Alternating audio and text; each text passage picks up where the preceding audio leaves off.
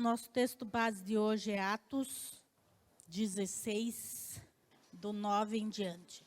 E Paulo teve de noite uma visão em que se apresentava um varão da Macedônia e lhe rogava, dizendo: passa a Macedônia e ajuda-nos. E logo depois desta visão, procuramos partir para a Macedônia, concluindo que o Senhor nos chamava para lhes anunciarmos o Evangelho. E navegando de Troade, fomos correndo em caminho direito para a Samotrácia, e no dia seguinte para Neápolis, e dali para Filipos, que é a primeira cidade desta parte da Macedônia, e é uma colônia, e estivemos alguns dias nesta cidade. No dia de sábado, saímos fora das portas para a beira do rio, onde julgávamos haver um lugar para oração. E assentando-nos, falamos às mulheres que ali se ajuntaram. E uma certa mulher chamada Lídia, vendedora de púrpura da cidade de Tiatira, e que servia a Deus, nos ouvia. E o Senhor lhe abriu o coração para que estivesse atenta ao que Paulo dizia. Depois que foi batizada, ela e a sua casa nos rogou, dizendo: se haveis julgado que eu seja fiel ao Senhor, entrai em minha casa e ficai ali. E nos constrangeu a isso. E aconteceu que, indo nós à oração, nos saiu ao encontro uma jovem que tinha espírito de adivinhação, a qual, adivinhando, dava grande lucro aos seus senhores. Esta, seguindo a Paulo e a nós, clamava dizendo: estes homens que nos anunciam o caminho da salvação são servos do Deus Altíssimo. E isto fez ela por muitos dias. Mas Paulo, perturbado, voltou-se e disse ao Espírito: em nome de Jesus Cristo, te mando que saias dela. E na mesma hora saiu. E vendo seus senhores que a esperança do seu lucro estava perdida, prenderam Paulo e Silas e os levaram à praça, à presença dos magistrados. E apresentando-os aos magistrados, disseram: estes homens, sendo judeus, perturbaram a nossa cidade e nos expõem costumes que nos não é lícito receber nem praticar, visto que somos romanos. E a multidão se levantou unida contra eles, e os magistrados, rasgando-lhes as vestes, mandaram açoitá-los com varas. E, havendo-lhes dado muitos açoites, os lançaram na prisão, mandando ao carcereiro que os guardasse com segurança. O qual, tendo recebido tal ordem, os lançou no cárcere interior e lhes segurou os pés no tronco.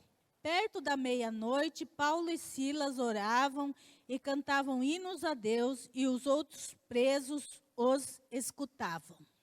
Irmãos, esta passagem é uma passagem conhecida, nossa, e o que eu quero falar um pouquinho nesta noite é sobre a nossa postura diante das dificuldades.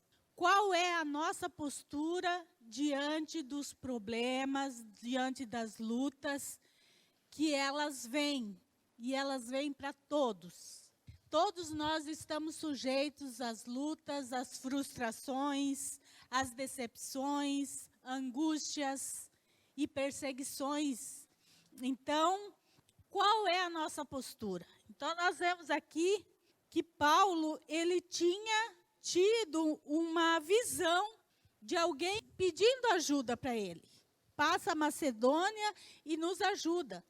Então, ele teve essa visão e ele, então, vai fazer aquilo que ele entendeu que deveria ser a sua missão, que ele deveria fazer. E ele vai fazer a obra do Senhor. E olha o que acontece nessa viagem de Paulo. Podemos dizer que, se nós olharmos pelo lado apenas humano, foi uma catástrofe a viagem de Paulo. Ele apenas sofreu nessa viagem. Mas ele não estava fazendo a vontade de Deus? Ele estava fazendo a vontade de Deus. Ele estava fazendo a obra de Deus.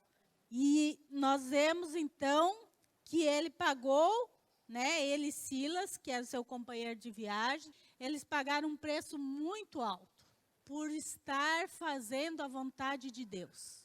E nesse texto nós vemos, irmãos, que todos nós estamos sujeitos a lutas e dificuldades, mesmo estando envolvidos nas coisas de Deus. Trabalhar para Deus, estar na obra de Deus não é garantia de que tudo vai dar certo, que vai ter só paz e sossego, que não vai ter nenhum problema. Gente, não é isso. Nunca foi assim.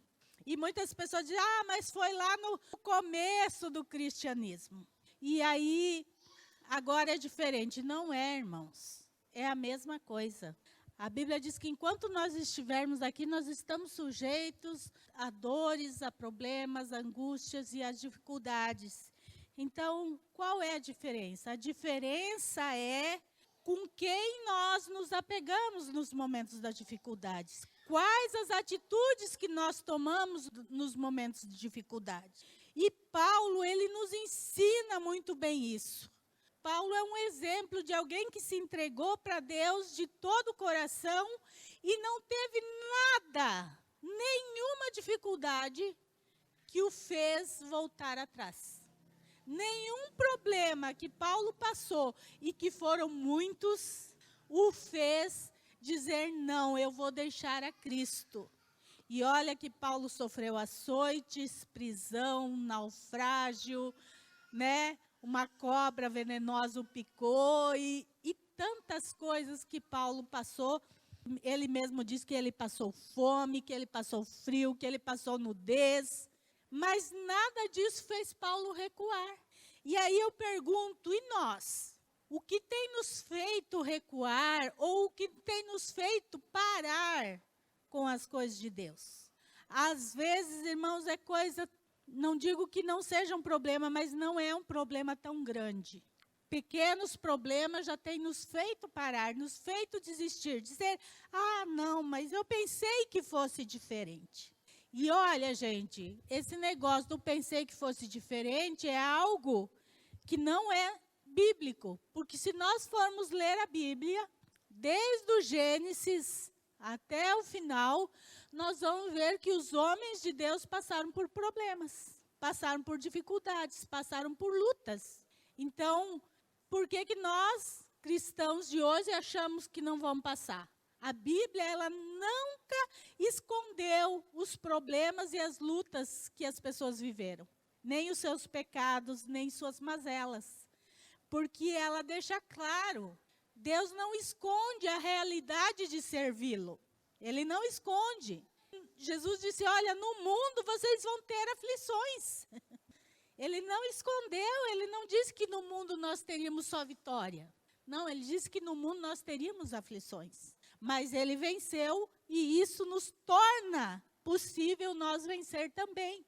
Então, nós precisamos entender. Então, vamos ver um pouquinho como Paulo agia e o que falta em nós para nós vencermos as lutas, os problemas, quando eles se levantam contra nós.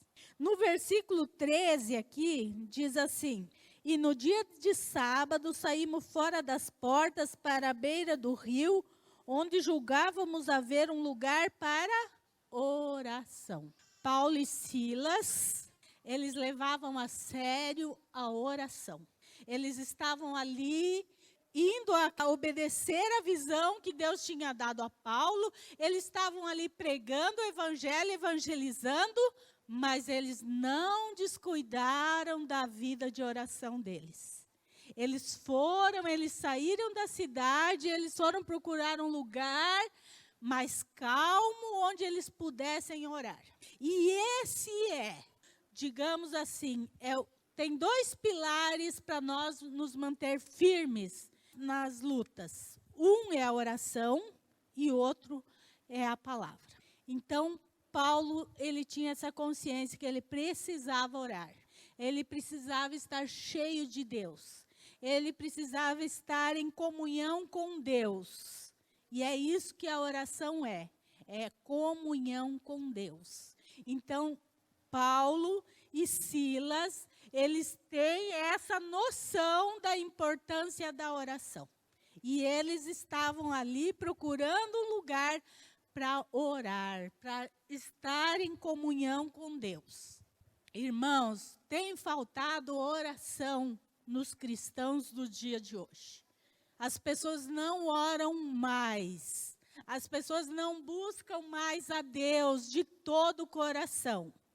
Nós estamos cristãos mal acostumados do século 21. Primeiro, nós achamos que Deus é a internet. Que a gente pede aqui e ele ouve lá e já tem que responder, né? Porque nós estamos acostumados com este mundo secularizado, que tudo é rápido. Tudo, se a gente for mexer na internet e demorar um pouquinho, né? Nossa, mas essa internet, né? Se trava um vídeo quando a gente está assistindo, nossa, mas a internet está ruim demais, preciso trocar a internet da minha casa. Porque nós estamos acostumados a essa rapidez. E aí nós, cristãos, estamos achando que Deus, ele também tem que agir assim, né? Eu fecho meu olho, oro, quando eu abrir, Deus já me deu a resposta. E se não me deu, né, já começa a murmuração. Aí nós já partimos para o outro lado, né? Por quê? Porque, irmãos, nós estamos vendo a oração apenas, ela é também, mas não é só isso. Nós estamos vendo a oração como uma lista de desejos para Deus. Eu chego diante de Deus e abro minha lista de desejos e para Deus me ouvir e responder aquilo que eu estou pedindo para Ele. E a oração não é isso. A oração é intimidade com Deus, é busca por Deus, é estar na presença de Deus, é se derramar ao Senhor, é clamar ao Senhor. Nós não estamos mais clamando. Nós, muitas vezes, na nossa oração, não há agradecimento a Deus. Nós não agradecemos a Deus. Nós só pedimos. Então, a oração é muito mais que isso. E eu vi um vídeo que eu falei, nossa, né? Essa doeu. Estava numa rádio, o filho do Davi Miranda. Davi Miranda, ele foi o fundador de uma igreja e ele era muito conhecido. Ele ficou mal falado porque ele previu a data da volta de Jesus, né? E não aconteceu. Mas ele tem, a igreja dele Deus é Amor, isso. A igreja Deus é Amor, o fundador foi o pastor Davi Miranda. E aí o filho dele estava ele já faleceu, né? O filho dele, chama Davi Miranda também, estava numa rádio, dando entrevista. Tinha uma senhorinha lá, uns mais de 70 anos lá, cabelinho, branquinho já, também lá. E ele assim, e foi perguntado para ele sobre oração, e ele, então, eu não consigo orar muito. Ele falou isso, eu não consigo orar muito, sabe, assim, às vezes a gente está no carro, eu e a minha esposa, e a gente só fica quieto, fica ali, com o pensamento em Deus, sem falar nada. E ele achando que estava abafando, né, na entrevista. Porque eu começo a sentir Deus assim, mas orar, eu não consigo orar muito tempo. E aí a irmãzinha lá, pediram para ela também, né, e ela falou assim, olha, quando eu menos oro, eu oro 3 horas por dia. Quando ela menos ora, é 3 horas por dia. Mas eu gosto de ser 7 horas por dia. Ela falou, olha, teve um dia de 12 horas de oração lá da minha igreja, e eu fiz as 12 horas de oração. As 12 horas. E eu não queria que acabasse. Porque quanto mais a gente ora, mais vontade de orar a gente tem. E eu fiquei olhando, né? 2 gerações diferentes. A irmãzinha, né, já velha, que pegou realmente uma fase da igreja que se orava muito, né, irmão Roberto? Magda, sabe disso? Pegou uma fase da igreja em que o culto que mais vinha gente era o culto de oração. O culto que bombava antigamente, irmãos, era o culto de oração, não era o culto de domingo. Eu lembro quando eu era pequena, era o culto de oração, né? E a geração, essa nova geração que está aí, que, eu não consigo orar muito. Então, irmãos, por aqui a gente vê por que não existe mais Paulos hoje em dia. Por que não existe mais Silas hoje em dia? Por que não existe milagres acontecendo hoje em dia? Por que não existe o sobrenatural de Deus agindo hoje em dia?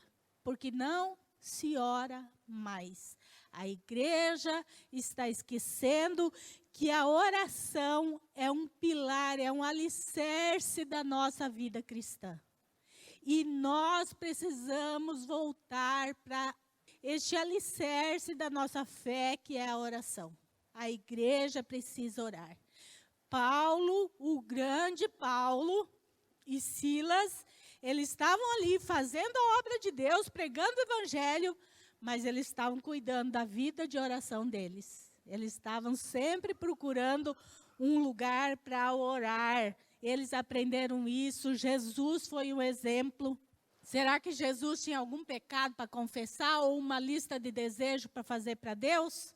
Mas nós vemos em todo o Novo Testamento, quando fala sobre Jesus, Jesus estava no monte orando, Jesus se retirava para orar, Jesus estava sempre em oração. Então, nós precisamos voltar, irmãos, a reaprender a orar. É até estranho falar isso, mas o cristão de hoje precisa reaprender a oração, a orar. A oração pode muito. A oração faz coisas tremendas na nossa vida, na igreja, na sociedade, mas nós não temos visto isto porque a igreja não ora mais. A oração não tem sido valorizada. Eu também, irmãos, quando eu nasci, meu pai já era convertido, logo ele saiu do interior, veio para a cidade, então eu cresci na igreja.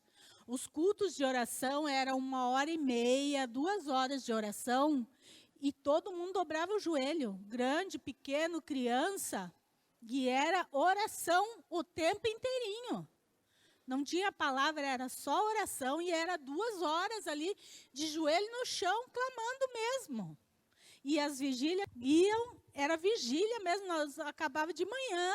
E hoje em dia, nossa vida, né? Para orar 15 minutos já é um sufoco. Até eu estava falando para Isaías, nós precisamos fazer vigília. Mas vigília realmente vigília. Não é vigília de meia hora. É uma vigília mesmo, de busca a Deus. Então, a oração, irmãos, nós não sabemos usar esta arma poderosa que Deus deixou para nós, que é a oração. A oração, ela move o sobrenatural de Deus. A oração faz com que o Espírito Santo venha sobre nós com poder. A oração faz que nós tenhamos dons.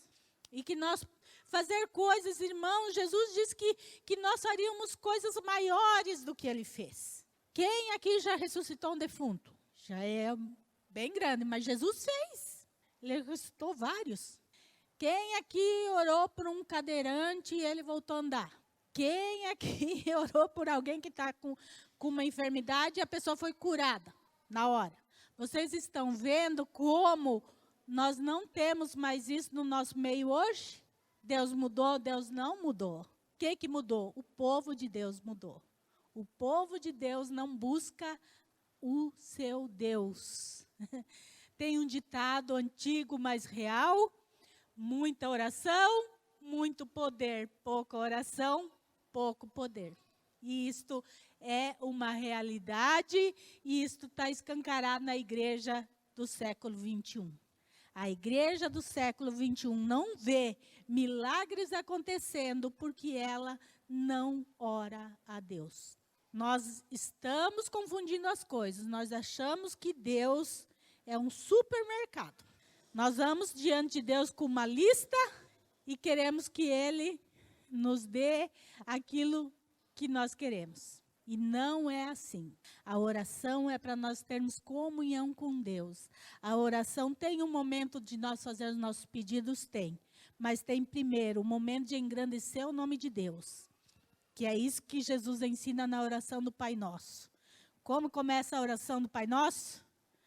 Pai nosso que estás no céu, santificado seja o teu nome. O que Jesus está dizendo? Olha, quando vocês forem orar, comece engrandecendo a Deus. Diga que Ele é santo, que Ele é digno.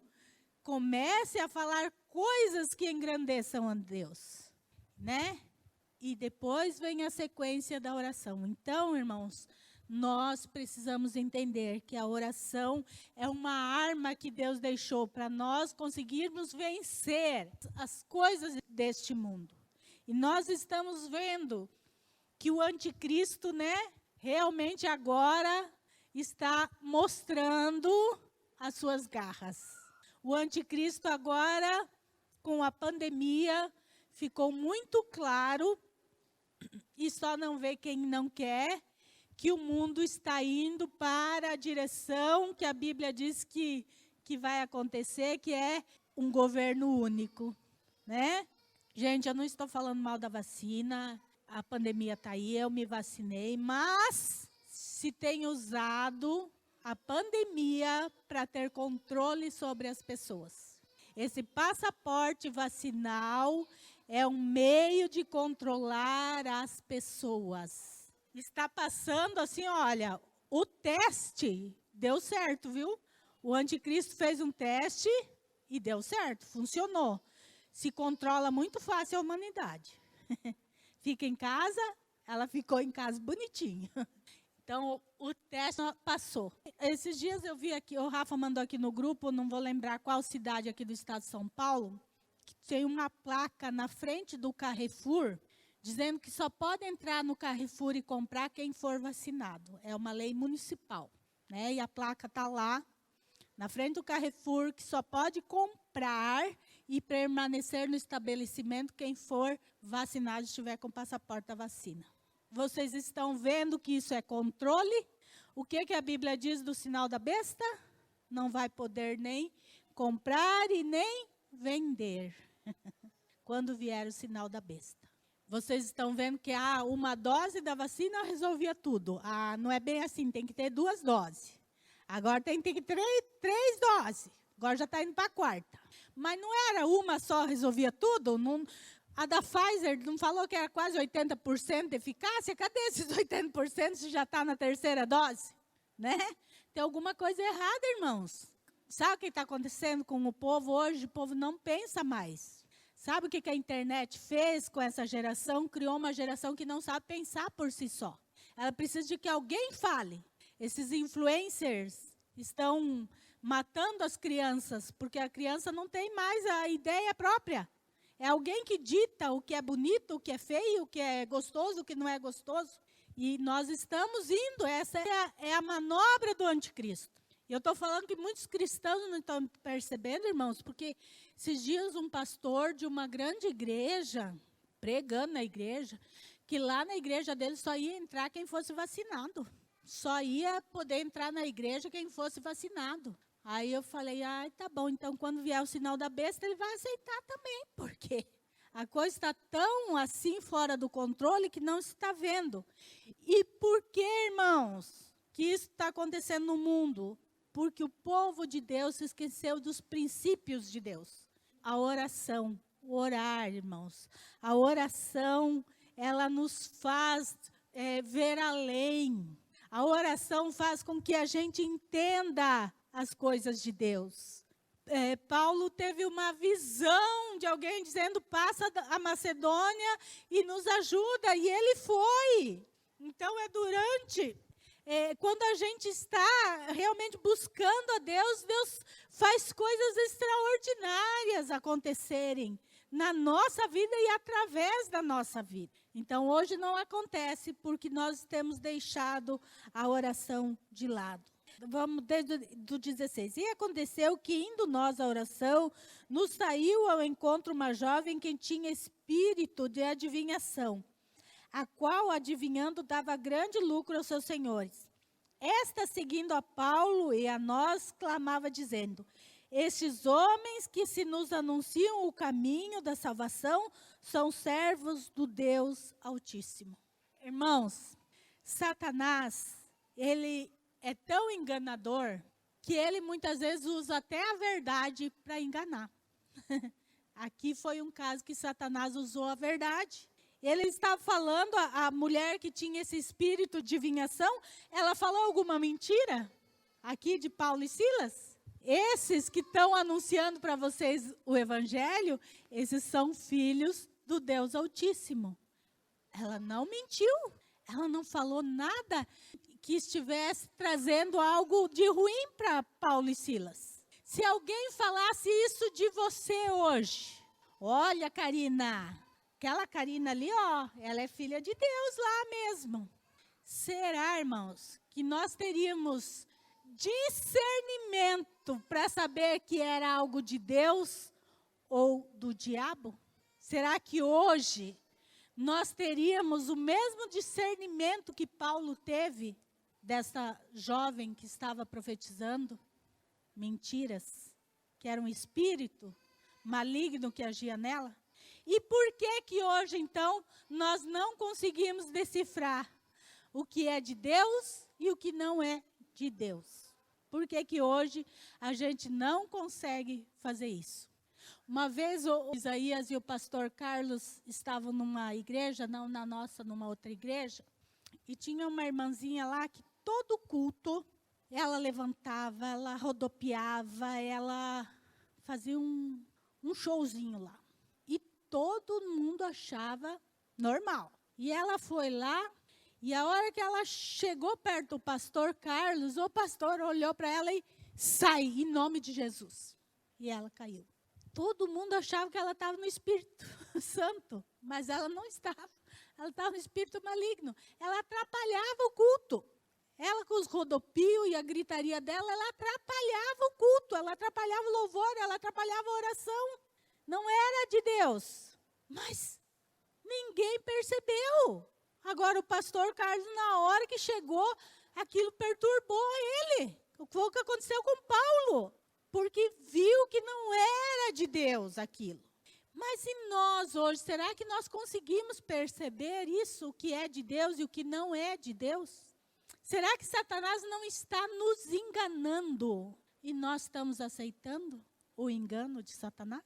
Porque olha o que Satanás faz, irmãos. Ele estava ajudando Paulo e Silas. Ele estava dando ibope para Paulo e Silas. Eles estavam pregando lá na cidade. E olha, o evangelho que eles estão pregando é de Deus mesmo, viu? Ele não mentiu, era de Deus mesmo. Mas, irmãos, Satanás usa todas as armas que pode para derrubar. E ele estava usando essa moça, que era uma escrava, né? Ela servia para dar lucro para os seus senhores. Então, veja bem, porque Paulo e Silas eram homens cheios de Deus, cheios da presença de Deus, é que eles entenderam que aquilo não vinha de Deus. E que o que ela falava não era da parte de Deus. E isso é uma das consequências que acontece conosco quando nós estamos cheios de Deus. Nós entendemos quando as coisas são de Deus e quando as coisas não são de Deus. Muitas vezes não é só pelo lado do diabo, mas às vezes são coisas carnais. Às vezes são pensamentos carnais que nós temos, às vezes são coisas que acontecem, mas nós não sabemos mais separar o que é de Deus, o que não é de Deus. Porque nós não temos mais essa comunhão profunda com Deus. Para nós termos discernimento, irmãos. E nós nunca precisamos tanto de discernimento como nos dias de hoje. Por quê? Porque o anticristo está se levantando e nós precisamos saber o que é de Deus e o que não é de Deus. Até onde a gente pode aceitar e o que a gente não pode mais aceitar. Então, irmãos, nós precisamos. Paulo, ele não aguentou aquela situação. E ele repreendeu em nome de Jesus e o demônio teve que sair. Por que que nós não vemos mais pessoas sendo libertas? Hoje em dia tem cristão que tem medo de orar por um endemoniado. Tem medo de orar por uma pessoa possessa. Irmãos, se alguém ficar possesso, liga para o pastor. Não, você, qualquer um de nós tem autoridade para expulsar um demônio. Até uma criança pode expulsar um demônio. Por quê? Porque a autoridade é o nome de Jesus. É isso que tem poder sobre Satanás. Não sou eu, não é ninguém, é o nome de Jesus. E ao nome de Jesus ele tem que sair. Mas sabe um dos motivos que leva a nós ter medo de enfrentar os demônios? Os nossos pecados. Aqueles pecados que nós praticamos e não confessamos. Esses pecados é que nos fazem ter medo de enfrentar Satanás. Porque sabemos que nós não estamos tão bem assim para poder fazer isso. Então, nós precisamos ter esta noção. No versículo 25, diz aqui, ó, lemos toda a história, né? Pedro e Silas, por falar a verdade, por pregar o evangelho, por repreender o espírito maligno, e aí a escrava deixou de dar lucro, foram presos. Primeiro foram açoitados, depois foram presos. Eu acho que todo mundo aqui já viu como é que é uma cela de uma prisão, né, aqui no Brasil. Algo terrível, né, irmãos? Espaço pequeno, muita gente, tem gente que dorme no chão, é um amontoado. É horrível. E esses tempinhos atrás, passava, antes do Isaías cortar a minha TV a cabo, passava um programa que era as piores prisões do mundo. Tem prisão, acho que na Indonésia, que, gente, aquilo é, se aqui no Brasil é ruim, aquilo é subhumano. Subhumano, onde os presos ficam. Gente, é um absurdo aquilo. Só que eu assistindo aquilo, era mais ou menos esse tipo de prisão que é na época de Paulo e Silas. Vocês não pensam que a prisão era bonitinha que nem é hoje, né? Há 2000 e poucos anos atrás. Aquilo era o pior lugar possível para um ser humano estar. Aquilo era, não tinha banheiro para começar, não é? Vocês imaginem o cheiro que tinha num lugar como esse. As pessoas eram jogadas ali como pior que animal mesmo. Então, foi neste lugar terrível que Paulo e Silas foram. Por quê? Por fazer a vontade de Deus. E aí, no versículo 25, diz, perto da meia-noite, Paulo e Silas oravam e cantavam hinos a Deus. Gente, eles foram presos, aí chamaram o carcereiro lá, falaram, olha, esses dois, eles não podem fugir, hein? Ah, tá bom, vou lá amarrar o pé dele ao tronco para dificultar ainda mais, né, a vida dos dois. E o que eles estavam fazendo nessa situação? Cantando e orando. Quero pedir para você nessa, não precisa me responder, porque acho que ninguém vai ter coragem, né, nem eu. Quando chega a dificuldade na sua vida, qual é a sua atitude? Você vai orar e louvar a Deus? O que você tem feito quando chega o problema na sua vida? Quando a dificuldade chega na tua vida, na tua casa, o que você tem feito? Qual a tua reação diante da dificuldade? Então, irmãos, vocês veem que a atitude de Paulo e Silas tomaram diante do pior cenário que eles podiam ter, né? Porque além de estarem ali presos, com os pés amarrados, eles haviam sido chicoteados antes, eles estavam machucados. Imagine a dor que eles não deviam estar sentindo, né? Não era algo fácil. Eles podiam estar se lamentando, mas Deus, foi o Senhor que mandou nós fazer isso. Nós estamos aqui porque estamos fazendo tua obra, Senhor. E olha só onde que nós estamos. Olha onde que a gente veio parar. Olha só que situação que nós nos encontramos. Irmãos, falar a verdade, nós por muito menos, né? Já questionamos a Deus por muito menos. Há uma conta que não deu para pagar, ou às vezes um emprego que a gente perde, ou uma coisa que não saiu como a gente queria, uma doença, uma enfermidade. Nós já reclamamos. Nós não oramos, muito menos cantamos a Deus. Muito menos louvamos. Orar, a gente às vezes até ora para orar e dizer, mas Senhor, por que o Senhor não me vê? Eu estou aqui nessa situação. Né? Mas louvar a Deus numa situação difícil, são raras as pessoas que fazem isso. E as que fazem isso, conseguem o que Paulo e Silas conseguiram. Versículo 26. E de repente sobreveio um tão grande terremoto que os alicerces do cárcere se moveram, logo se abriram todas as portas e foram soltas as prisões de todos. Quando nós oramos e louvamos a Deus, o sobrenatural acontece. Para o sobrenatural de Deus acontecer na nossa vida, nós precisamos orar e louvar a Deus. Aí sim, aí o céu se abre. Aí o inimaginável acontece. O terremoto não foi para derrubar e matar eles lá. Não, o terremoto abriu as portas da cadeia, soltou as suas amarras. Veja só. Quando nós tivermos consciência do poder do louvor, da adoração a Deus, e o que nós podemos fazer quando nós chegamos ao coração de Deus. Irmãos, nós podemos orar e a pessoa ser curada, nós podemos orar e a pessoa ser liberta, nós podemos fazer coisas extraordinárias, porque Deus não mudou. Ele é o mesmo Deus.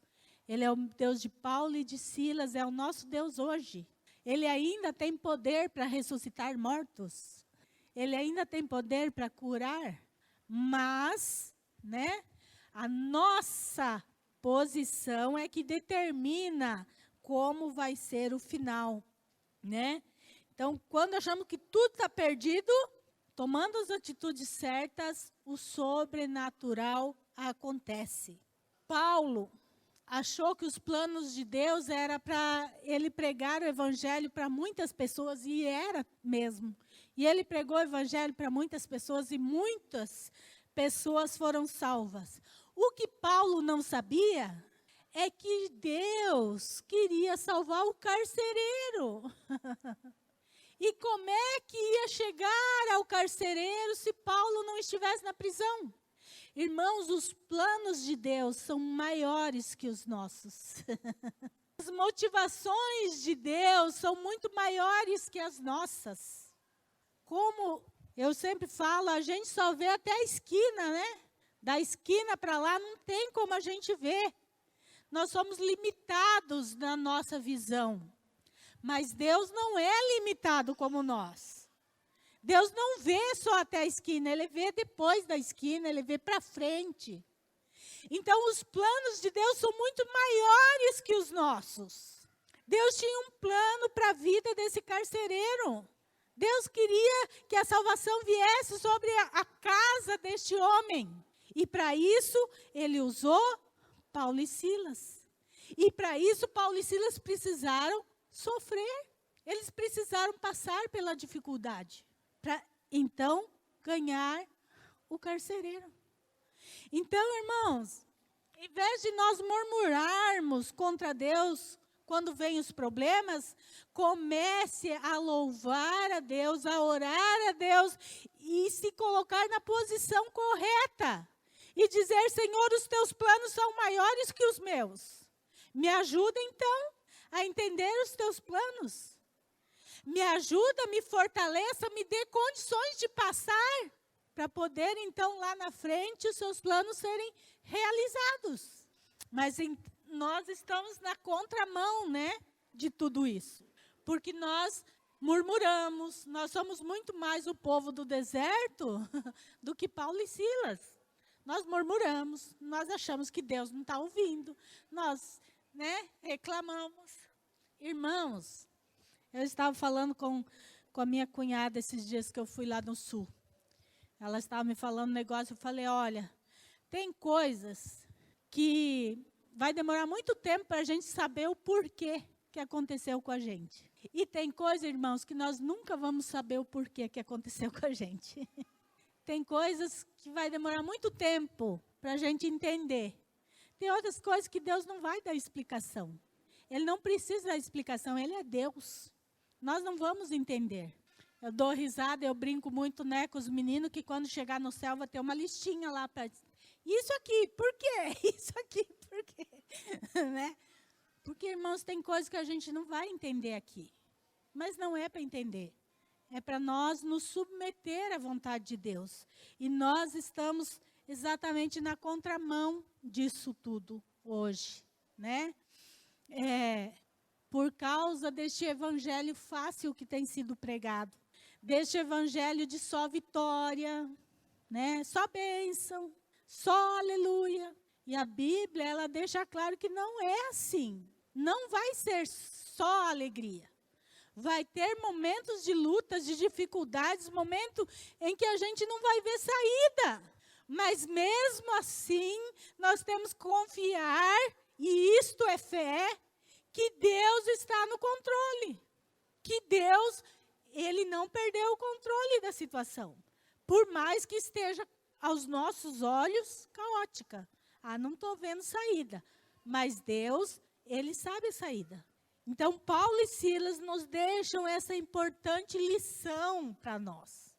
De como vencer os problemas, de como vencer e ainda usar aquilo para pregar o evangelho, que foi isso que eles fizeram. Eles usaram tudo aquilo e pregaram o evangelho para o carcereiro e ele aceitou Jesus, ele e sua casa. Então, quer dizer, o missionário, marido da Paulinha, né? José, que esteve aqui esses dias, numa outra vez que eles vieram, né, há 4 anos atrás, ele falou algo que ficou muito vivo no meu coração, porque estava, né, nossa, me comer macaco, né? E lá na tribo diz que a cabeça do macaco é uma iguaria, então eles oferecem como honra, né, para você. Se eles gostam de você, eles vão te dar a cabeça do macaco para você comer. Aos nossos olhos, irmãos, né? O pessoal já me chama de chata porque eu não como peixe. Imagina. Aí o missionário falou assim, mas gente, se é para ganhar uma alma, eu como quantas cabeças de macaco for necessário. Entendeu, irmãos? Essa é a diferença de quem tem o chamado de Deus na vida. Quer dizer, nós aqui, credo, comer cabeça de macaco, e ele lá, eu vou ganhar a vida daquele índio, vou comer a cabeça de macaco aqui. O que é uma cabecinha de macaco? Não é, irmãos? A visão das coisas de Deus, a visão do que Deus quer de nós, ela precisa ser ampliada. Nós precisamos ampliar a nossa visão, nós precisamos voltar à visão dos cristãos primitivos. Porque a visão do cristão do século 21 está tapada, ela só vê a si mesmo. Por causa do falso evangelho, do só vitória, né? Você é precioso. Aí eu me acho, né? Aí eu me acho mesmo. Mas eu sou o bambambam, então Deus tem que fazer. Porque olha eu. Gente, não é à toa que Davi foi o homem segundo o coração de Deus. Porque lá no Salmo 103 ele diz assim, mas Deus conhece a nossa estrutura e lembra que somos pó. Nós somos pó, irmãos. Deus conhece a nossa estrutura, foi Ele que nos criou. Nós somos pó, mas Deus nos amou de tal modo que morreu na cruz por nós. e para nos dar a salvação e para nos dar a eternidade, não uma vida de mordomia. Jesus não morreu para me dar uma vida de mordomia. Jesus morreu para me dar a salvação, para livrar minha alma do inferno. Foi para isso que Jesus morreu. Aí, agora, eu quero que Jesus me dê carro, casa, dinheiro no banco, de preferência ainda eu sem trabalhar, né? Porque eu não gosto do meu trabalho. Então, nós estamos muito longe do que Deus quer para a humanidade, nós estamos muito longe da fé que faz com que o sobrenatural aconteça, da fé que move o sobrenatural na vida da igreja. A igreja precisa se voltar para o verdadeiro evangelho, este evangelho que faz o sobrenatural acontecer. Esse evangelho que faz com que um terremoto aconteça, para que uma alma seja salva. É este evangelho que nós precisamos voltar, e nós precisamos de pessoas que voltem à essência do evangelho, que é oração, que é louvor a Deus e que é conhecimento da palavra. Nós precisamos desses pilares da nossa vida cristã, porque o anticristo está chegando. E se nós não formos fortalecidos no Senhor e na força do seu poder, nós não vamos aguentar a pressão. Nós não vamos aguentar a pressão. Uma pequena pressão que houve agora na pandemia já mostrou como é fácil nós cedermos. Imagine quando a coisa apertar. Irmãos, nós precisamos ter essa noção e nós precisamos voltar ao verdadeiro evangelho. Se na hora da prova nós deixarmos o foco em Deus, nós vamos cair. Mas se continuarmos com Ele, irmãos, nós vamos ver o sobrenatural de Deus acontecer. Você vai ver que tudo na sua vida vai se resolver. Que os problemas vão ser um trampolim para você se aproximar mais de Deus. Que aquilo que você acha que não tem solução, vai se abrir uma porta e você vai ver que o melhor que podia acontecer, aconteceu. Porque é isso que Deus quer. Em Salmo diz, agrada-te do Senhor e Ele satisfará os desejos do teu coração. Quando nós nos tornamos agradáveis a Deus, e como que eu posso me tornar agradável a Deus? Sendo obediente a Ele, tendo uma vida de oração, uma vida de comunhão com Deus, de busca pela sua palavra. E Ele vai se satisfazer o quê? Os desejos do meu coração. Porque Ele já providencia as minhas necessidades. A Bíblia diz que não há um justo que mendigue o pão. Então, as minhas necessidades, Deus sempre cuida. Todos os dias Deus cuida das nossas necessidades. Mas Ele vai além. Ele realiza os desejos do nosso coração. Se nós nos tornarmos agradáveis a Ele. Onde eu não estou sendo agradável a Deus? O que eu preciso fazer para me tornar agradável a Deus? Então, que nós possamos, com Paulo e Silas, aprender que o louvor e a oração movem o coração de Deus.